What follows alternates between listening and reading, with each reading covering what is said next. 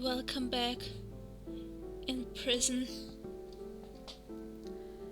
As the guards stand to watch, you overhear pieces of their discussion. There were two of them. Really worth it? Then again, who knows? The discussion goes on and on. Then everything is quiet for a while as the guards move to another room. You close your eyes. After what seems like an eternity, you hear voices again, and a couple of guards are approaching. You hear them still talking. Anyway, guess you're right. Small-time crook. It's not who we are looking for, wasting our time.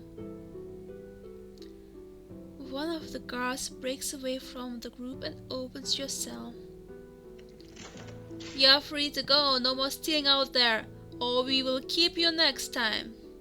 The guard hands you back your dagger. You return to the street, having wasted your time.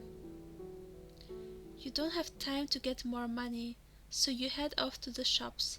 Maybe you can get something useful with what you have.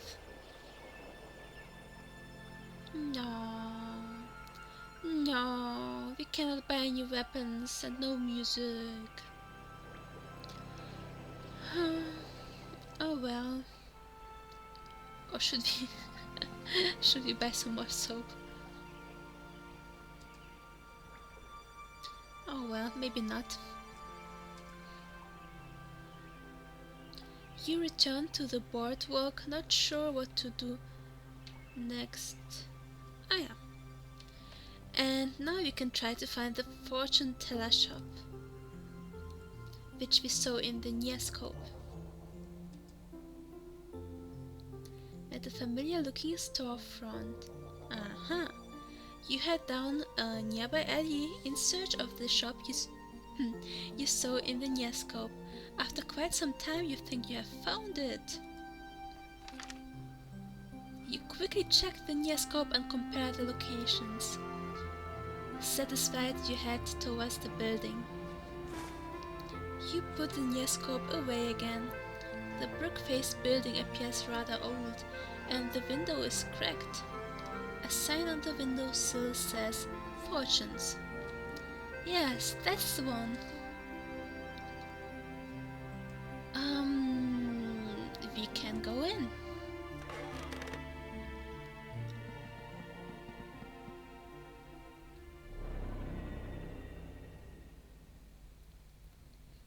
You are now inside the shop. The atmosphere is quite exotic. There are many unusual candles lining the walls and shelves. Two candles particularly perk your interest. A purple candle and a striped candle. You approach one of the candles. You walk over to a small table on which sits a large striped candle. The candle is surely interesting, but it is the candle holder that piques your interest. The designs carved into the candle holder are very familiar. You pick up the candle and begin to examine the designs when you are interrupted by a high, shaky voice. Familiar? So where did we see similar designs before?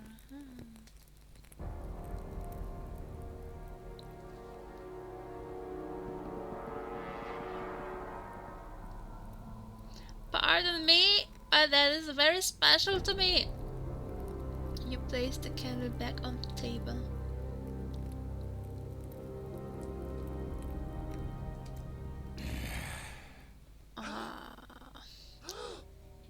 The voice finishes its speech with a groan. It is deep and terrifying. Embarrassed, you quickly turn around to face the owner of the voice. A gasp escapes your lips as you see what at first appears to be a walking corpse.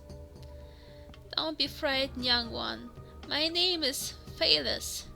I will not hurt you. I am the owner of this establishment. I presume you would like your fortune told.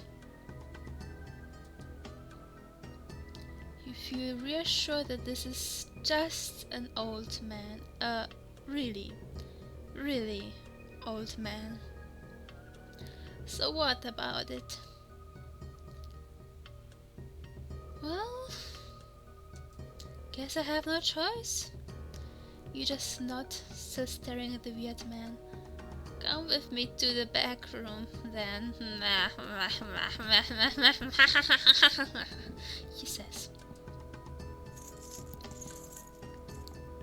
You enter the back room through an ornate curtain hanging in the doorway. This room is quite bare, with only a small round table and 2 chairs. On the table is a peculiar orb with colors swirling slowly. It almost reminds you of the waves of the sea going up and down, up and down. You start to get lightheaded as you stare into the wall. Are you going to sit down, my child? The old man interrupts your thoughts. You wake from your trance and see the old man is already seated. You sit as well, the 2 of you on opposite sides of the table, with the orb in between. The old man begins to wave his hand around the orb and chanting in an unknown tongue. The orb seems to come to life as it begins to glow an eerie red color. Tell me what you like to know of your future. You think carefully, not wanting to waste this opportunity. The perfect question comes to mind.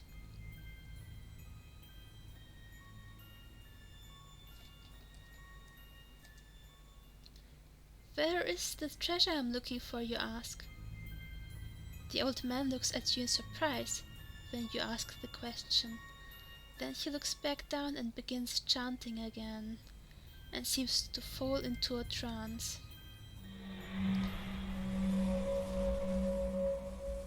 The orb slowly changes color to a bright green yellow before settling back down to the red glow.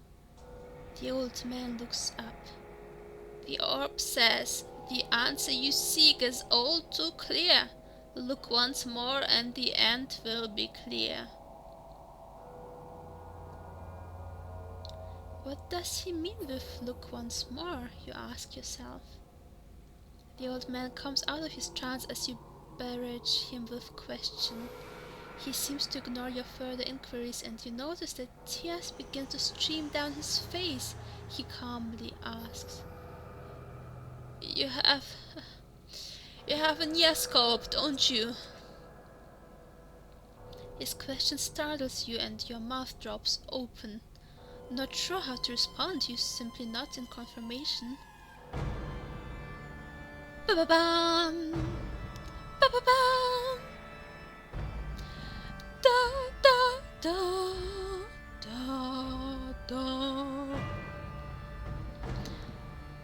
After all, you are his grandchild, aren't you? The old man seems to break down even further.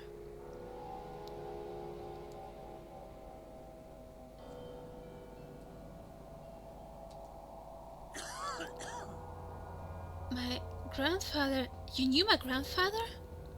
The fortune teller coughs. He seems to avoid your gaze as he answers your question. Your grandfather and I sailed together for many years. I served as a ship's mate. He and I became close friends. Ba-ba-bam! And with this cliffhanger, I'll tell you that I will see you in the next video. And thank you very much for watching.